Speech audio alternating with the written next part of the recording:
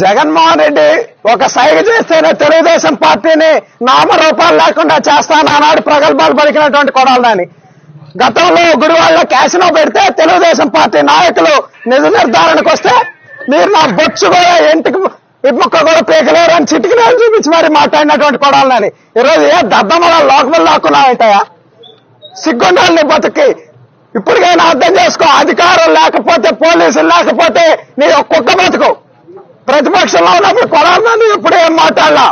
అధికారంలోకి వచ్చాక అధికారం బలుపుతో, అధికారం మదంతో మాట్లాడి ఇవన్నీ కూడా అడుగుతూ ఉన్నాం.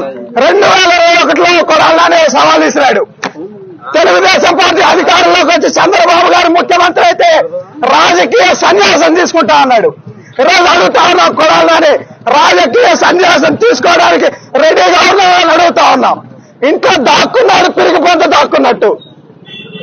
గుడివాడ ప్రజలు భారీ మెజార్టీతో తెలుగుదేశం పార్టీని గెలిపించారంటే అది నీ మీద ప్రజలకు ఉన్నటువంటి ఒక చేత్కారం అని ఈ సందర్భంగా తెలియజేస్తా ఉన్నాం.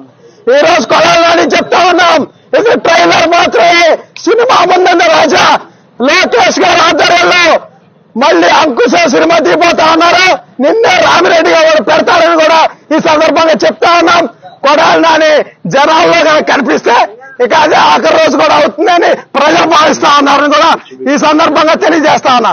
పీకుతారా బొచ్చు పీకు రమ్మంటావు కదా, రాబోయేరా బొచ్చు పీకుతారా రండి అన్నావుగా. చంద్రబాబు స్థాయి కాదు ఇది, మా స్థాయి సరిపోతుంది. రాబోయేరా కొడాలని.